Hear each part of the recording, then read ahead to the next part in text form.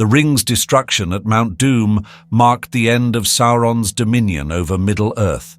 His great eye collapsed, Barad-dûr crumbled, and his armies were scattered or destroyed.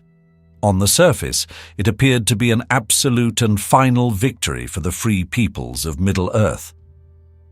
But what really happened to Sauron? The ring was not just a trinket of power, it was a piece of Sauron himself. He poured a significant portion of his essence into it, binding his will, strength, and identity to its existence. When the ring was destroyed, so too was this fragment of his being. But was that enough to annihilate him completely? Sauron was no ordinary being. As a Maya, he existed on a higher plane than mortals or even elves. The Maya are spirits, created before the world itself, second only to the Vala in their power and knowledge.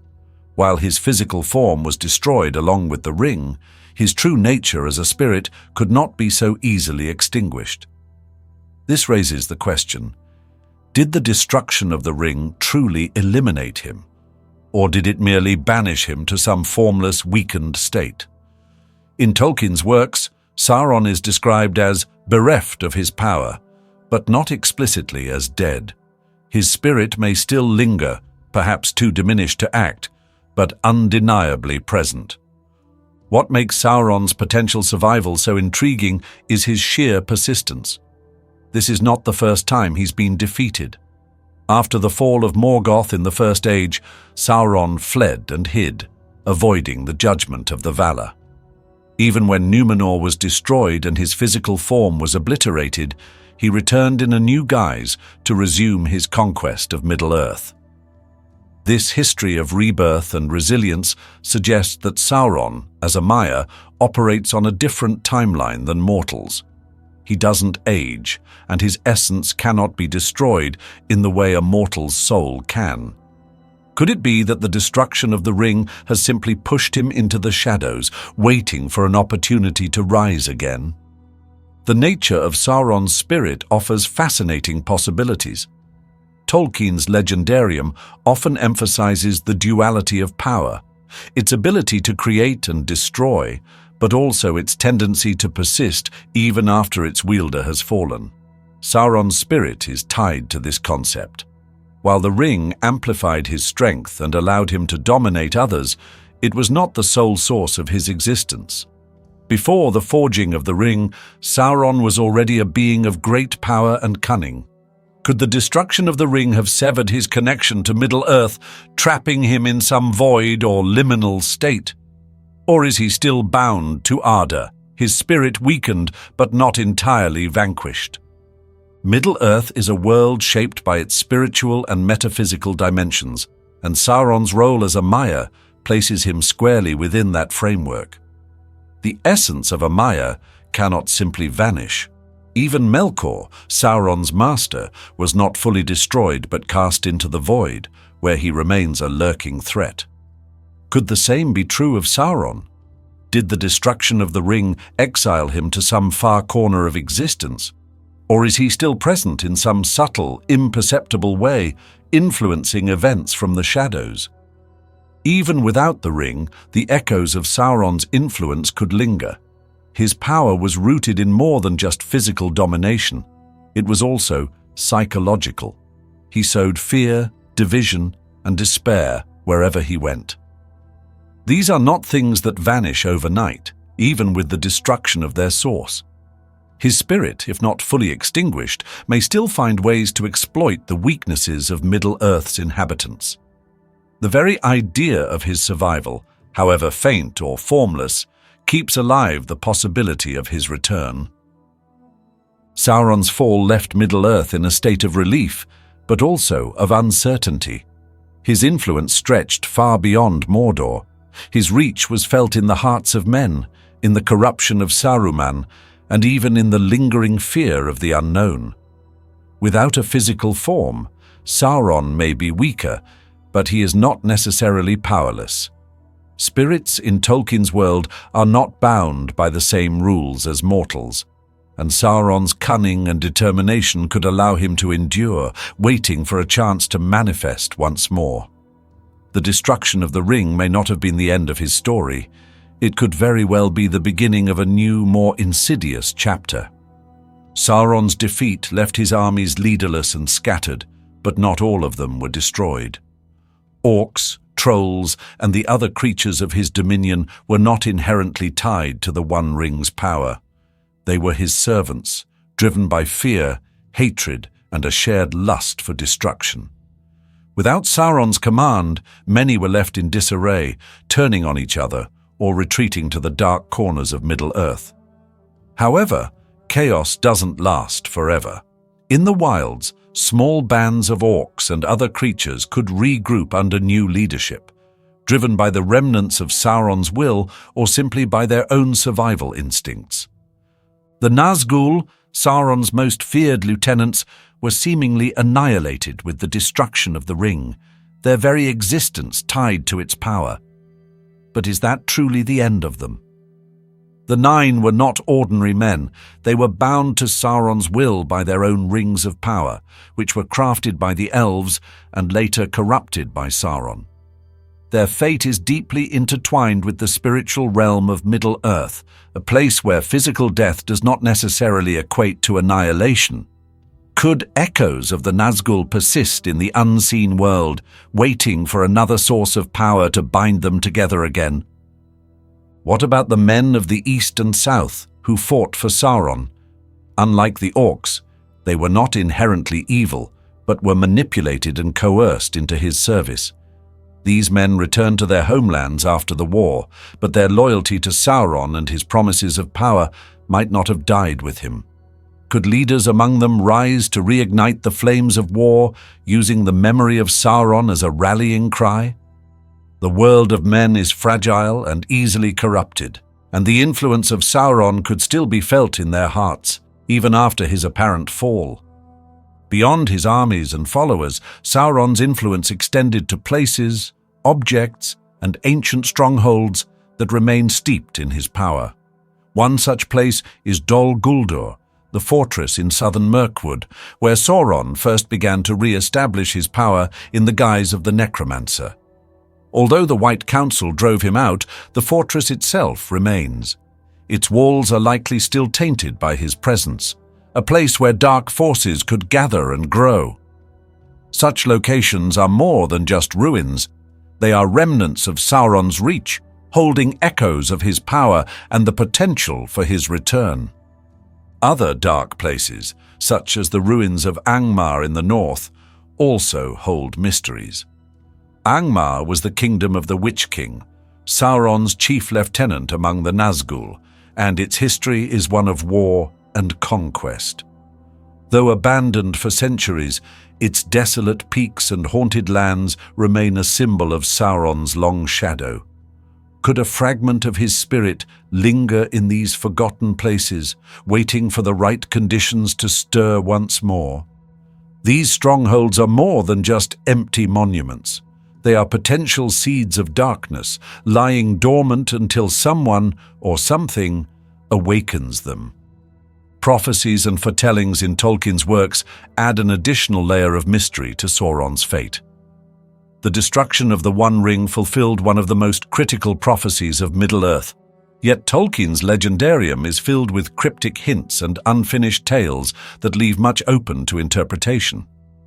For instance, in the Silmarillion, there is a prophecy that speaks of the Dagor Daggorath, the last battle, where Morgoth will return and the fate of the world will be decided. While this prophecy centers on Morgoth, Sauron's master, it raises the question, could Sauron have a role to play in such an event?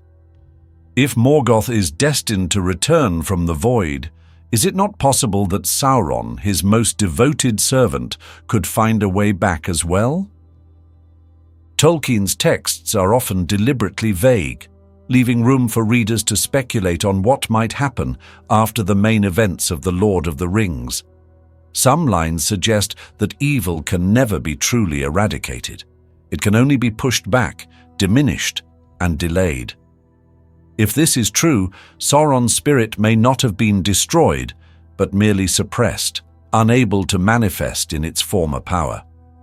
Yet even a weakened Sauron could sow seeds of future chaos, waiting for a time when the world grows complacent and vulnerable. Prophecies also speak to the cyclical nature of power and corruption. While Sauron himself may no longer wield the One Ring, the desire for dominion, the very essence of his being, remains a potent force in Middle-earth. Someone else could take up his mantle, either by accident or design, drawing on the lingering influence of Sauron's spirit.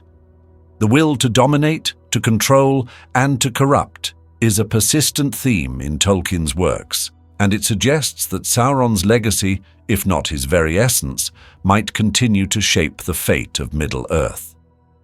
The possibility of Sauron's survival, even in a diminished or fragmented form, opens the door to countless questions and mysteries. What would Middle-earth look like if his influence remained, subtle and unseen? Could his spirit linger in the shadows of his former strongholds, waiting for a chance to rise again? And if he does return, what form would he take? These unanswered questions fuel the imagination, keeping the story of Sauron alive long after the final pages of The Lord of the Rings.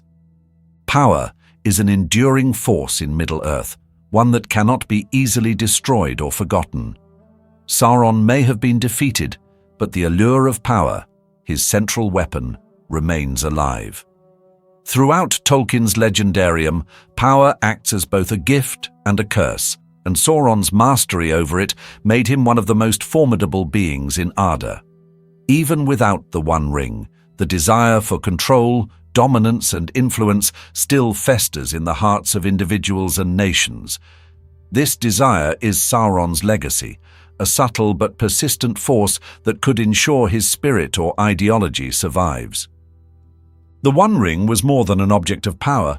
It was a tool of manipulation, offering its wielder their deepest desires while corrupting them from within. With the ring destroyed, that specific mechanism of control is gone, but the temptation it represented is eternal. Ambitious men like Denethor or Boromir were drawn to its promise of strength, just as Saruman was seduced by the idea of wielding it to bring order to the world. Their downfall illustrates a fundamental truth. The lust for power transcends Sauron himself. Even in his absence, Middle-earth remains vulnerable to individuals who might echo his philosophy, whether intentionally or not. The fallibility of men is a recurring theme in Tolkien's work. From Numenor to the wars of the Third Age, the corruption of humanity plays a central role in the unfolding of Middle-earth's history. Sauron exploited this weakness, offering power to those willing to betray their allies or serve his cause. This same vulnerability persists even after his defeat. The world of men is fractured and fragile, and it wouldn't take much for a new figure to rise, embodying the same ideals of domination and control that Sauron championed. Such a figure might not even realize they are following in his footsteps. They could simply be pursuing their ambitions, unaware of how deeply they are influenced by the lingering echoes of Sauron's will. Sauron's influence was never confined to the physical world alone. As a Maya, he operated on a spiritual and metaphysical level, shaping the minds and hearts of his enemies as much as his allies. Even without a physical form, could his essence still whisper in the minds of the ambitious or the desperate? Could the lingering shadows of his power nudge events in a direction favorable to his eventual return?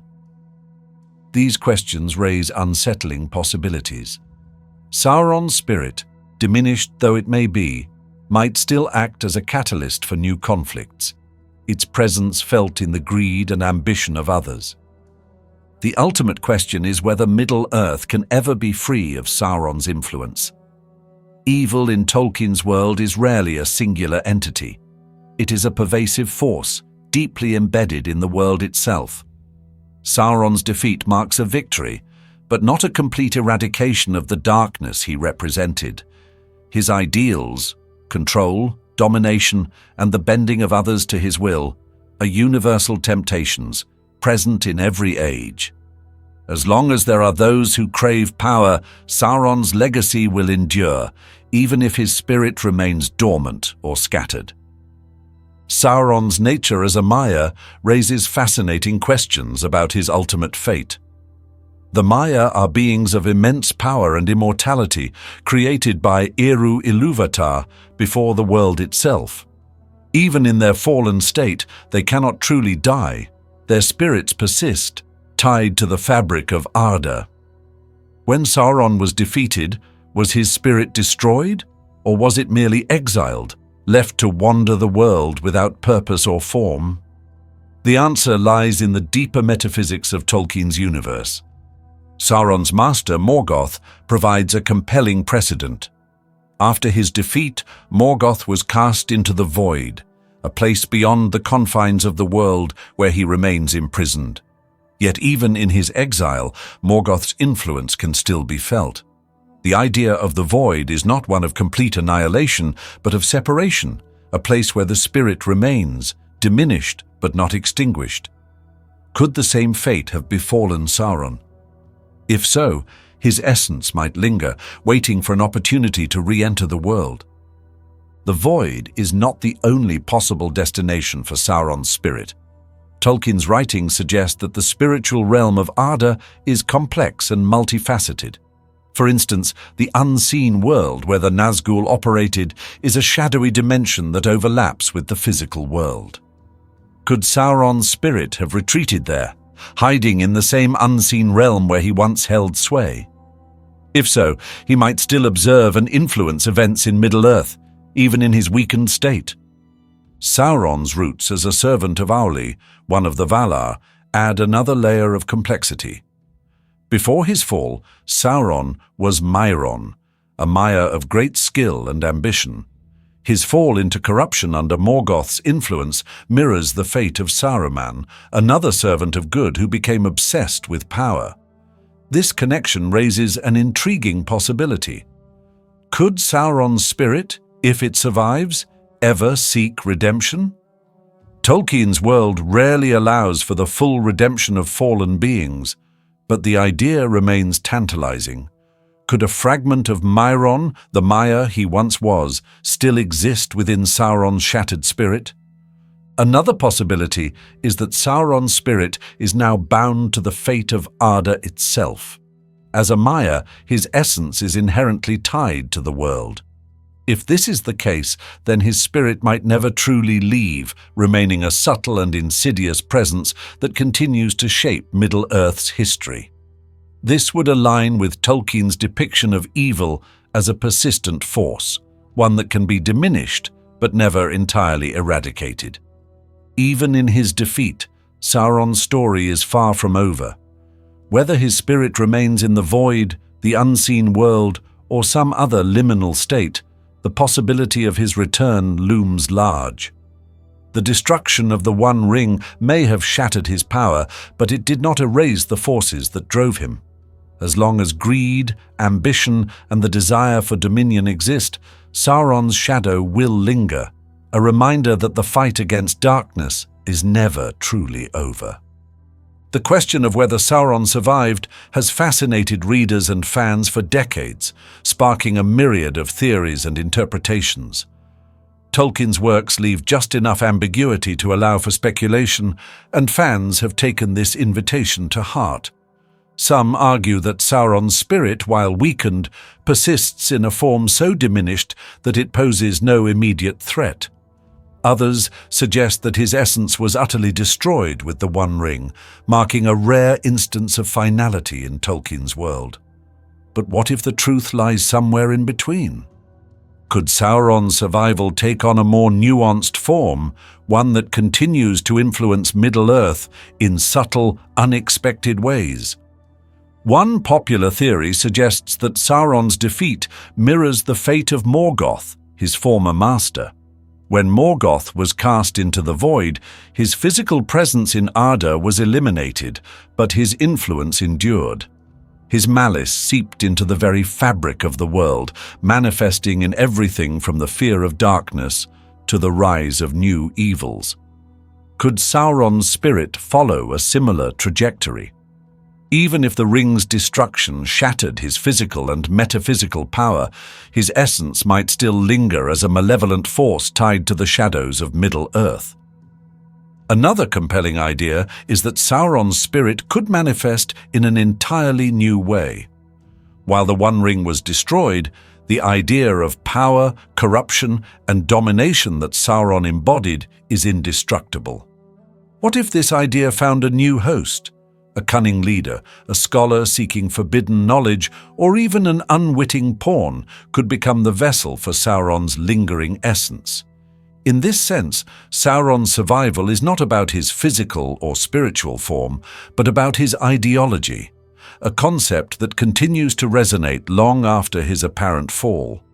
Fans and scholars have also pointed to Tolkien's unfinished writings, such as those in The History of Middle-earth, which contain tantalizing hints about the deeper metaphysics of Arda. These texts suggest that the destruction of evil is rarely absolute. Darkness often leaves remnants, scars on the world that cannot be easily healed. Sauron, as one of the most powerful beings to ever walk Middle-earth, would almost certainly leave such a mark. Could these remnants be enough to allow his eventual return, even in a diminished capacity? The possibility keeps readers and theorists endlessly engaged. Regardless of the specifics of Sauron's survival, his legacy is undeniable. The world he sought to dominate was forever changed by his influence, and even his defeat did not erase the consequences of his actions.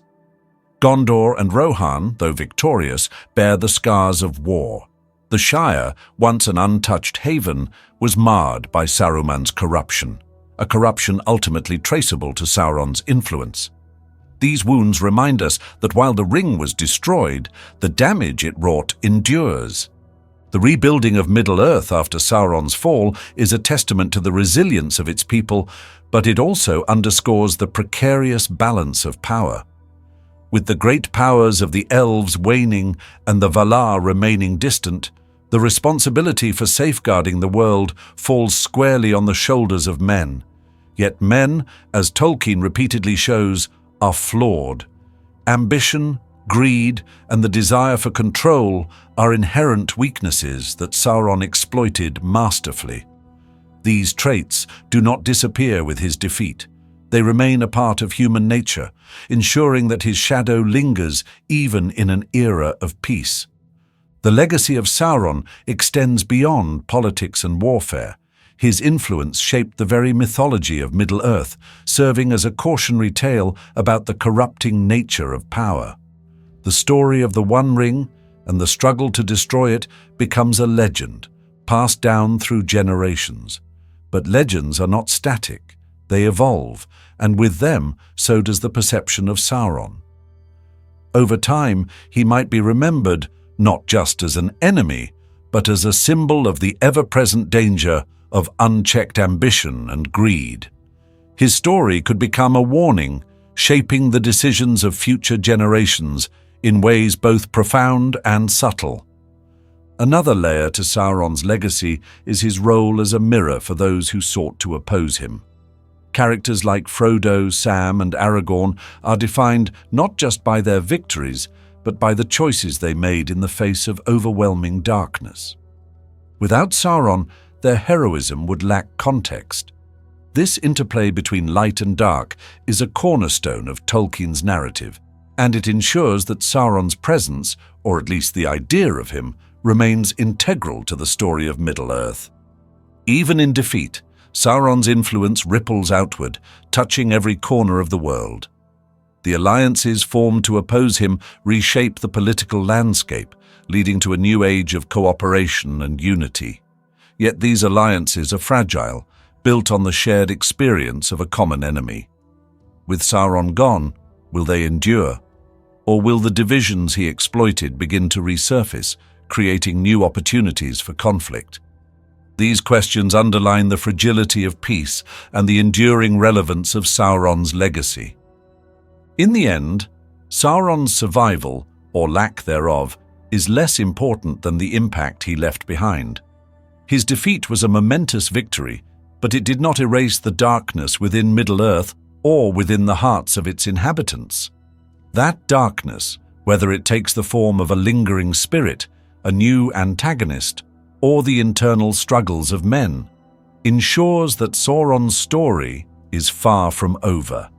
His shadow, both literal and metaphorical, will continue to shape the fate of Middle-earth for ages to come.